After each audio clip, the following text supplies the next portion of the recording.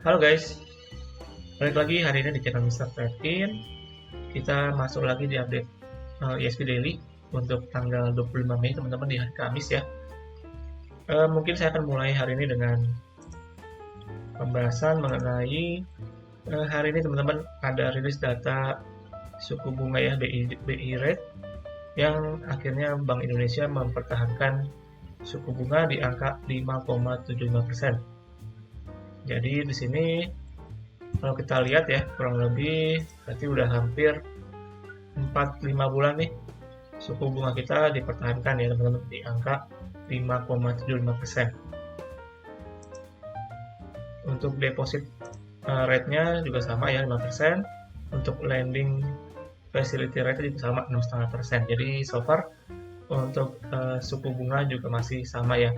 Ini melihat dengan kondisi ekonomi yang tadi saya sempat lihat sedikit oleh Gubernur Bank Indonesia yang mengatakan bahwa kondisi ekonomi di Indonesia sebenarnya dalam keadaan yang baik-baik saja teman-teman. Jadi oleh karena itu mereka mengambil langkah untuk tetap mempertahankan suku bunga. Ya itu ya update sementara untuk suku bunga dari Bank Indonesia. Kemudian kita langsung lihat hari ini indeks kita akhirnya terpaksa harus koreksi teman-teman, melemah 0,62% di level 6.704. Kita coba pantau untuk banking hari ini Bank BCA 9.050 0,8%. Lalu Bank Mandiri hari ini menguat 1,97% 5175 ya. Kemudian Bank BNI menguat 1,98% di harga 9.000. Lalu Bank BRI yang hari ini melemah teman-teman minus 2,23% di 5.475 ya. Sedangkan hari ini untuk dia kembali terpantau auto reject atas teman-teman, menguat 9,68%. Kita lihat ya akan dia ini akan naik terus nih. Oke, kemudian untuk sektoral kita coba cek. Hari ini mayoritas cenderung melemah teman-teman, merah ya. Dengan pelemahan menjadi utamanya pendorong dari sektor energi dan juga sektor bahan baku nih, serta juga sektor yang lain yang minusnya mencapai 1% lebih. Sedangkan yang hari ini cukup menguat dari sektor transportasi teman-teman. Ini dukungan dari emiten dia ya teman-teman yang arah nih, jadi mendorong sektornya untuk bisa hijau. Kemudian untuk rupiah kita juga pantau hari ini terpantau masih sedikit melemah di 14.940-an teman-teman untuk rupiah kita. Jadi untuk rupiah mungkin sementara ini masih akan kembali bisa melemah teman-teman ya, mengingat saat ini dolar indeks dalam keadaan yang masih dibilang bisa lanjut menguat ya. Oke, kemudian langsung kita lanjut untuk teknikal hari ini. Secara charting teman-teman singkat aja ya. Hari ini candle merah yang kurang cukup bagus. Ini terlihat sih wajar ketika dia terreject 3 kali teman-teman, udah kurang lebih udah 3 hari kemarin itu terreject dari area resisten untuk indeks kita, dan hari ini terlihat terjadi koreksinya atau pelemahannya teman-teman. Jadi untuk potensi besok, market besok di hari Jumat, kalau saya lihat mungkin pergerakannya masih akan mix, cenderung tapi ke arah koreksi ya teman-teman. Mungkin bisa menguji kembali ke sekitar 6.660 teman-teman sebagai support terakhir pendeknya nih. Jadi kita perlu pantau apakah indeks kita bisa berhasil di atas supportnya nih teman-teman, di sekitar 6.660-an. Kalau misalkan dijebol, maka ditakutkan bisa kembali jebol dan lanjutkan koreksi nih. Tapi kalau misalkan ternyata bisa berhasil bertahan di atas support ini, maka baru bisa, saya rasa bisa kembali untuk lanjut penguatan atau menguji level resistnya kembali. Maka dari itu kita perlu pantau untuk besok, karena secara potensi mungkin terlihat seperti akan lebih koreksi teman-teman pada situ ya. Oke, kemudian kita langsung masuk aja untuk hari ini pembahasan emiten.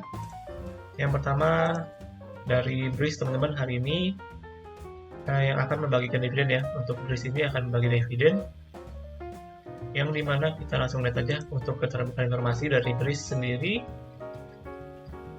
Dengan total nilai dividen yang akan dibagikan yaitu sebesar 426 miliar teman-teman. Dengan dividen per sahamnya itu adalah Rp9,23 per lembar saham. Jadi kalau saya hitung tadi, berarti kita coba hitung ya, harganya kan 9,23. Harga BRIS saat ini itu kurang lebih di 1.700-an. Maka untuk yieldnya sekitar 0,5% teman-teman untuk yield dari dividen dari BRIS ini sendiri. Jadi terbilang cukup kecil ya untuk bukan dividen. Kita coba langsung lihat juga hari ini pembagian untuk jadwalnya ya, jadwalnya sendiri. Pembagian dividen untuk come date-nya dari BRIS di tanggal 30 Mei ya, teman-teman, di hari Selasa minggu depan. Jadi teman-teman perlu pantau buat yang punya saham BRIS per tanggal 30 Mei, maka teman-teman akan mendapatkan dividen dari emiten ini. Untuk pembayarannya itu di tanggal 23 Juni, jadi kurang lebih masih 1 bulan lagi. Jadi tapi yang perlu dipantau adalah tanggal come date-nya teman-teman ya, di tanggal 30 Mei. Oke, kita langsung lihat hari ini technical BRIS. Oke, hari ini BRIS closingan 1.700. Terlihat beberapa hari ini mengalami konsolidasi teman-teman. Setelah kemarin itu kan sempat drop parah ya setelah kena ransomware itu. Tapi saya lihat di sini setelah isu itu berakhir, sahamnya langsung kembali recovery teman-teman di sini. Jadi recovery cukup kencang dari 1.530 kembali lagi ke 1.700-an. Ini menandakan bahwa sebenarnya BRIS ini maksudnya isu tersebut hanya untuk menjatuhkan teman-teman ya. Jadi tapi sebenarnya BRIS ini kalau kita lihat cukup strong juga. Untuk supportnya yang pendek ada di 1.660. Untuk support jauhnya di sini 1.500 teman-teman. Kalau misalkan dikasih lagi ke 1.500-an, mungkin saya akan coba untuk entry ya teman-teman, karena melihat BRIS ini mungkin akan cukup kuat, tapi dengan syarat harus bisa berhasil bertahan di atas support di kurang lebih 1.500. Sementara itu untuk BRIS mungkin dekat-dekat tanggal dengan come date dividennya bisa jadi akan diangkat teman-teman, mungkin menguji ke resist ya. Di sini resist terakhir di 1.810. Ini kalau berhasil tembus, maka nextnya bisa kembali untuk menguat ke atas. Karena kalau kita lihat secara weekly di sini BRIS mungkin udah mengalami transisi ya, transisi tren dari bearish menuju bullish teman-teman. Jadi bisa dipantau untuk BRIS ini ke depannya. Yang so far sih menurut saya masih cukup oke. Dari segi kinerja juga masih cukup bagus teman-teman. Karena ditopang dengan 3 bank ya teman-teman ya, Bank BNI, Bank Mandiri, dan juga Bank BRI. Jadi itu sementara untuk BRIS. Jadi buat teman-teman yang mau coba spekulasi, boleh coba dekat-dekat di 1.500-an kalau dikasih teman-teman. Tapi feeling saya sih masih bisa untuk kembali menguat lanjut ke atas untuk BRIS.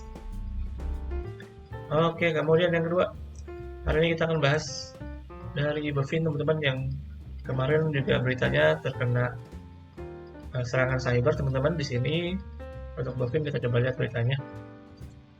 Usai BRIS, ini giliran PT BFI Finance atau BFIN yang mengalami serangan cyber.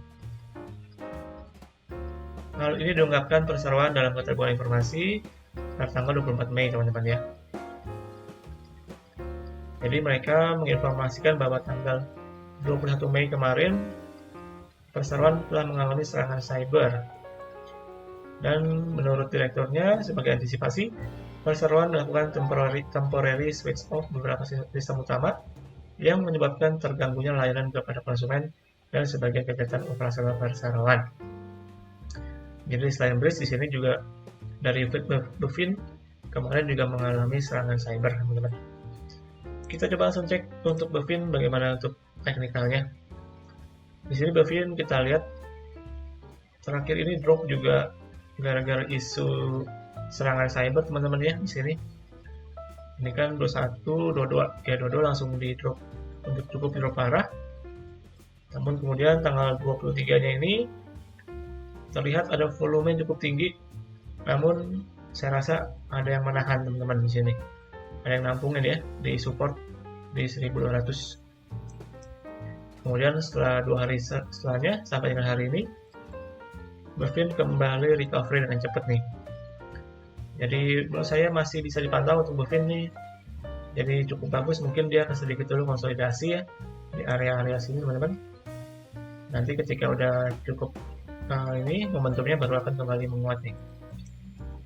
Dan untuk Bovin saya rasa masih cukup oke juga. Karena secara jangka panjang harusnya trennya di sini saya lihat masih cukup oke. Di sini terakhir masih berhasil bertahan di atas garis eksponensial moving average. Jadi secara tren sebenarnya masih tergolong bullish teman-teman di sini untuk Bovin. Untuk resistnya yang cukup penting ada di 1380 ya, sampai mungkin 1400-an. Ini kalau misalkan berhasil dijebol, maka ke atas bisa kencang teman-teman untuk Bovin.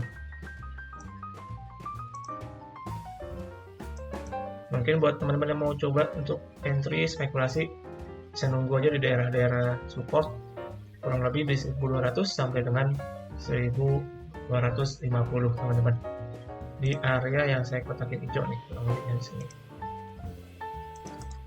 Sorry, saya ganti hijau dulu. Nah, di sini ya kurang lebih untuk area supportnya nih. Oke, itu untuk Bovin sementara ini teman-teman.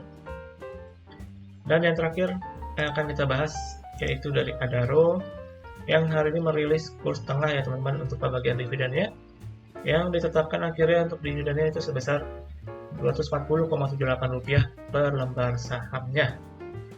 Setelah kemarin kan kurang lebih tanggal, kalau nggak salah tanggal 19 ya terakhir itu untuk come date-nya. Dan Adaro ini akan membagikan dividen sebesar Rp240,78 per lembar saham. Kita langsung cek untuk teknikal ya teman-teman. Di sini Adaro cukup babak belur setelah kemarin dia juga pembagian dividen itu langsung besoknya langsung ARD teman-teman setelah X date ya. Wajar karena Adaro ini dia untuk dividen terbilang cukup besar, kurang lebih 10%-an. Jadi mungkin akan menyesuaikan ke harga sesuai dengan dividen tersebut yield-nya ya teman-teman. Nah, untuk Adaro sendiri di sini terakhir hari ini juga masih cukup tertekan, closingan 2120. Setelah kemarin dia setelah break ya teman-teman dari support di sekitar 2600. Setelah jebol langsung turunnya ke kira-kira teman-teman nih. Dan juga di sini kalau saya secara weekly, Adaro sebenarnya membentuk semacam pattern teman-teman, yaitu head and shoulder ya di sini. Dan posisi udah dijebol, maka Adaro ini bisa saya katakan memasuki fase koreksi trend bearish teman-teman. Untuk Adaro sendiri sebenarnya ada ada support ya. Support di sini di sekitar 2000 sampai 2100 teman-teman. Saya rasa dari situ mungkin akan sedikit mantul ya untuk sedikit dulu konsolidasi dan menguji ke beberapa level resist tertentu. Jadi untuk Adaro sebenarnya di sini udah cukup kurang bagus secara tren, tapi misalkan ada yang mau coba spekulasi jangka pendek, saya rasa bisa dicoba untuk Adaro ini di 2000 sampai dengan 2100 teman-teman untuk supportnya ya. Kalau misalkan dijebol juga, misalkan momentumnya masih tergolong kuat penurunannya, maka bisa langsung dijebol teman-teman. Jadi harus main ketat untuk disiplin dari emiten ini yang kelihatannya penurunannya sangat impulsif ke bawah teman-teman. Jadi untuk supportnya di 2000 sampai dengan 2100 menurut saya ya untuk support dari Adaro. Jadi bisa dipantau ya di dekat area sini untuk potensi pantulan atau technical rebound teman-teman. karena kita lihat setelah penurunannya sudah cukup masif ya, udah cukup lumayan juga 30%-an penurunannya. Jadi wajar misalkan dolarnya akan terjadi sedikit technical rebound untuk konsolidasi. Tapi secara tren panjangnya saya rasa udah masuk di tren bearish, jadi perlu dihindari teman-teman. Oke, jadi kurang lebih gitu untuk hari ini. Pembahasan kita 3 emiten. Yang pertama tadi ada Breeze, kemudian ada Bovin, dan juga ada Rogue Energy.